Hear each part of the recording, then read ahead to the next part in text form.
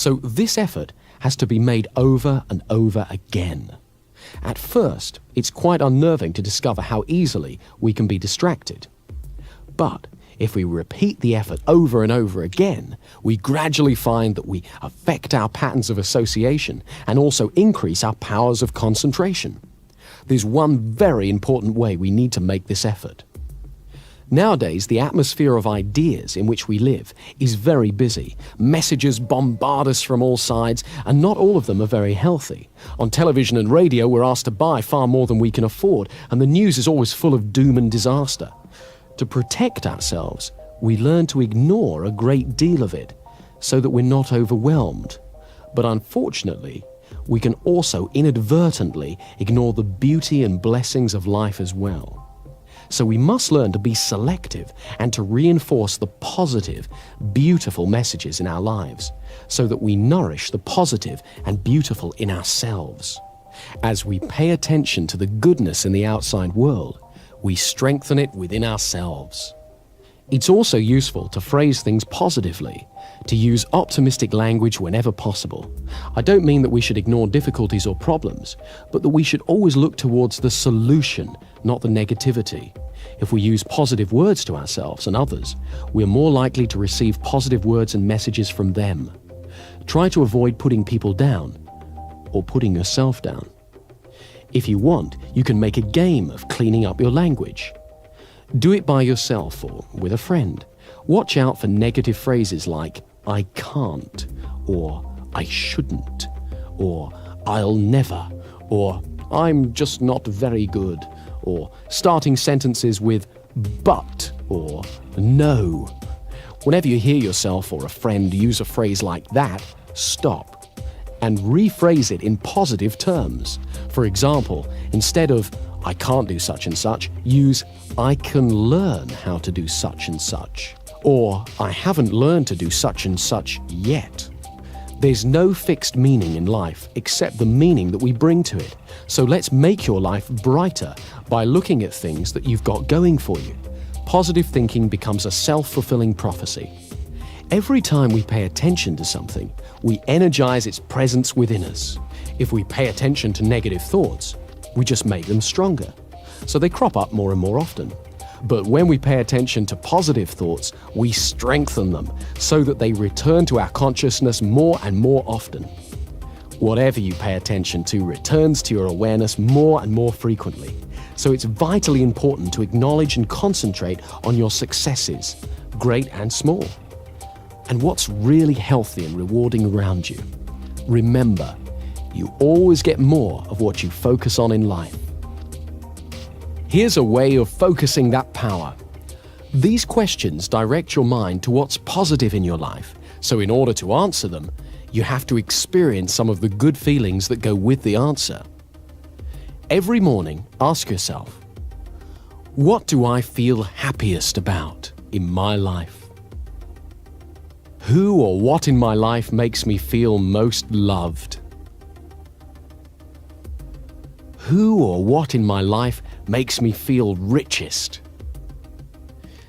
And if you don't know the answers to these questions yet, ask yourself instead, what could I feel happiest about? Who or what in my life could make me feel richer, happier, or more confident? When you were a child, you may have seen a model railway in a shop window. The train would go round and round the window, across the front and into a tunnel, and then out of the tunnel on the other side, across the front of the window, back into the tunnel, and so on. The conscious mind is a bit like the window. We see the train of our thoughts when it crosses the front of the mind, but the train carries on out of sight and pulls whatever we've seen through the tunnel, the unconscious mind. If we put positive thoughts onto that train when we see it, when it's in our conscious mind, it will automatically take them into the unconscious mind again and again. So whenever you think of yourself, think of your successful self, and the automatic, incessant train of our thoughts will take that positive picture of yourself to your unconscious, and slowly but surely, your fundamental view of yourself will improve, and it will become natural to think of yourself as successful, competent, and confident. Another part of making room for confidence in our life is accepting that there is risk. This may sound odd at first. After all, we often wish that we had so much confidence that we could avoid risk. But confidence isn't knowledge. If we know we can do something, we don't need confidence. We can just do it. We only have confidence if we are not entirely sure, not 100% sure of success, and yet we still have a go. That's the essence of confidence. When there's no risk, there's only certainty. Confidence only comes when there's risk. So we must embrace the risk, recognize it, and realize that it has a place in your life. In fact, it is because of the risk that you can value your achievements, because you achieve them in the face of risk. This is why you can feel good about every step on your path to confidence. Each step is a risk, however small. And as you get used to having confidence, you will realize that you get used to having risks. Risks don't go away. We just learn that we can face it and deal with it. And as we do so, we become more powerful. We learn we can achieve our goals, and we become more confident.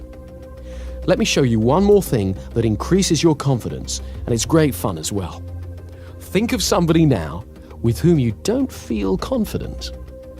Imagine them walking in your front door. And imagine they've got a red clown's nose on their face and an orange wig on their head. Or shrink them so they're about 12 inches tall. And call to mind the way they talk. If, for example, it's an authoritarian sort of voice, "You stupid, useless person." Make them sound like Mickey Mouse. "You stupid, useless person." Or make them have a sexy voice. "You stupid, useless person." Really enjoy making them as ridiculous as you want and get used to this way of seeing them, even when you meet them face to face. You'll find it's great fun, and it really changes how you deal with them. It's very empowering and enjoyable to look forward to the success in our future, and the more we get used to it, the more it happens. I'd like you to close your eyes now and fantasize how things would be in an ideal world. Imagine your dreams have come true. You're doing exactly what you want to do. All around you, you can see exactly what you'd like to see. Everything you hear is perfect, and you enjoy what you feel. And as you do this, where in your body does it feel best of all? Locate the feeling and give it a color. Imagine that color glowing there within you. Now, begin to move that color all over your body and spread that fantastic feeling throughout you. Let it permeate your body. Notice how wonderful you can feel just by using your mind like this. Make sure it's around your legs and feet, stomach, chest, shoulders, arms, hands and fingers, neck and face. Make it truly brilliant. Turn up the brightness, feeling joy and energy surging within you. Now double the intensity of that color again and keep that feeling within you. Wonderful, brilliant, bright, fantastic. When you feel good and happy, your non-verbal communications put you in tune with good and happy people and help other people feel good too, so you create a warm, friendly atmosphere. With this simple exercise, you can actually affect all the world around you. Do this every day and you'll soon notice how it begins to bring out the optimism and enthusiasm in the people you mix with. Remember, happiness and excitement are contagious. So you're going to direct your attention away from comparison with others, away from the barrage of advertising which plays upon fears and insecurities, and away from negative judgments, and steer it towards a positive appreciation of the world and people around you. This inner glow will help you do that. Finally, remember to walk tall. When you've finished using this tape, get up and hold your head up in a comfortable, relaxed position on your shoulders. Let your spine support you. Imagine that a golden thread runs vertically up through your spine and straight up to the sky. and that thread supports you. Let yourself relax, safely held by that thread. This relaxed, upright stance is the natural position of confidence, and it will soon be as natural to you as breathing. So enjoy it. And to give you a rock-solid foundation for your confidence and power, use the hypnotic induction on the other side of this tape every day for 3 weeks, and as often as you want thereafter. Side 2 is a powerful hypnotic induction that will reinforce all the work you've done on this side and will boost confidence at every level of your mind. Whenever you want to relax deeply and totally, go somewhere where you don't have to be aware of the outside world and use Side 2 to go into as deep a trance as you need to. Each time you go into trance, the effect gets stronger.